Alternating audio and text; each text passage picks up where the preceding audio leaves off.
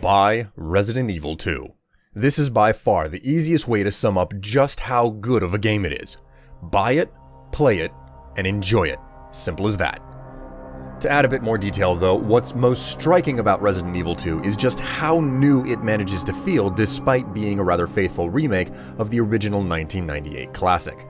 The gore is real, the corridor's dark, you feel the pinch of limited supplies, and most importantly, you get horror from the zombies that just don't stay down.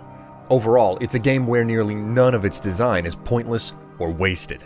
The running idea here is pretty straightforward. You're stuck in a police station that would normally be mundane, but it's locked up in such a way that you end up running through it like a dungeon.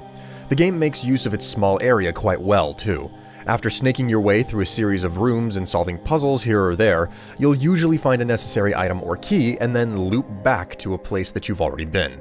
It's quite similar to the way the Dark Souls games have you opening gates to bypass sections of the map after you've gone the long way around. In that manner, Resident Evil 2 manages to make you backtrack, but without actually committing the cardinal sin of backtracking. What's more, just as soon as you start to feel comfortable with the game, knowing the map and how to handle enemies, a new freak shows up and starts stalking you through the police station. This enemy is menacing, and his presence makes any relative safety you felt outside of safe rooms vanish. After exploring a large chunk of the map, you're suddenly hurriedly ducking between rooms trying to reach the remaining places you haven't explored for the next key or puzzle. What's more, this sense of urgency can result in you forgetting about the more mundane, but equally bad threat of typical shufflers left meandering about in the halls and rooms you pass through.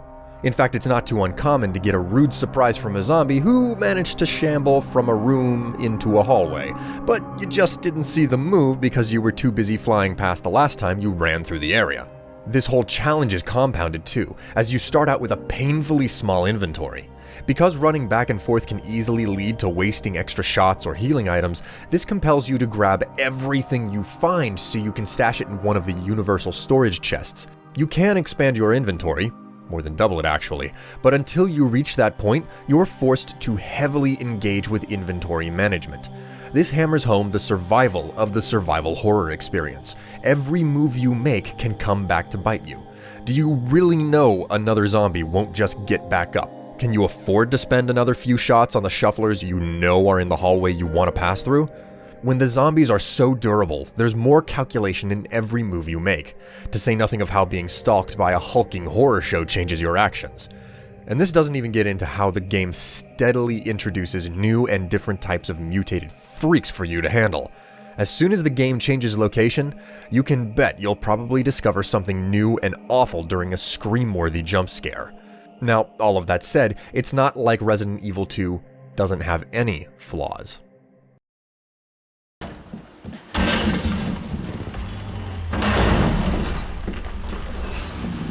Jesus, stay back! Of all the hangups that exist with this zombie-infested romp through Raccoon City, the most annoying is by far that hulking, stalking monster that searches for you. In the original game, this creature had scripted events, making it a true scare when it showed up. In the remake, however, the beast has an active AI that allows it to wander free and hunt you. This works out fairly well right away, but the longer you contend with it, the more annoying it gets. In fact, it's not uncommon to duck into a safe room and get stuck just sitting there, listening and waiting for the invincible monster to stomp away so you can carry on. Worse than that, though, is how this creature, for some bizarre reason, has the ability to teleport into rooms in front of you. This also seems to happen whenever you get sufficiently far enough ahead of it, to the point that you think you've lost it. Then, surprise! And you get a big scare and probably lose a chunk of health in the process, if not a worse outcome. Another problem is the need to examine items in your inventory. Sometimes after picking up objects, you have to open your inventory and examine them, and only after poking out whatever you grabbed does it become useful. For instance, finding a cardboard box that you have to examine and open to find a key puzzle item inside of. Doing this is vaguely interesting, but ultimately, in many cases, it's just an unnecessary step where picking up the item directly would work just as well. Overall, it's more of an obtuse hidden inventory mechanic than a feature or good design. On the other hand, combining items in your inventory is more interesting. Occasionally, you'll find some objects that, upon using the inspection function, you'll discover are incomplete or missing something to work. You then have to find the missing part and combine the two in your inventory to make headway. This most commonly leads to more puzzle items or keys, but the combined mechanic also lends itself to making bullets and healing items, which gives you an extra level of control over your inventory. Now, with all of the focus on strange puzzle items, it would also seem easy to end up stuck because you missed or forgot to grab something, but that's actually difficult to do. You're almost guaranteed to never miss an item, as the maps in Resident Evil 2 are color-coded. If a room is marked as red, there are things left to grab, and then they turn blue when totally looted.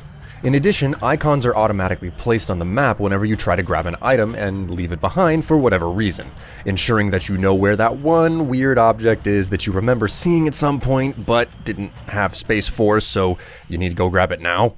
The design here is, overall, quite tight. There are secondary systems woven in which service the puzzle solving and make getting stuck much less likely. Are you okay?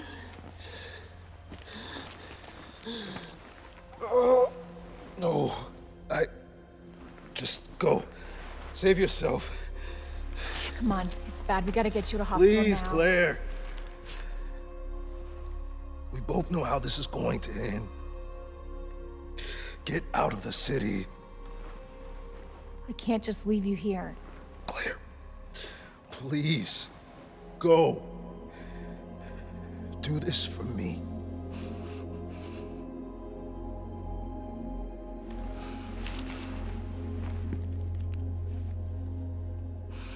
Okay.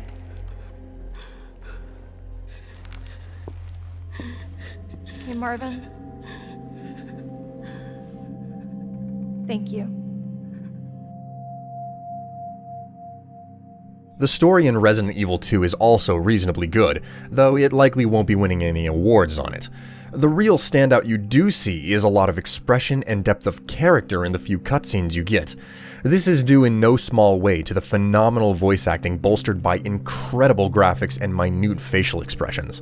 However, what's much heavier hitting is how there are two characters to play who have not necessarily intertwined but more mutually involved stories. You can play as either Leon or Claire, and their separate runs each take about 6 to 8 hours to complete. Once you finish the story for one character, you'll unlock a second play mode for the other.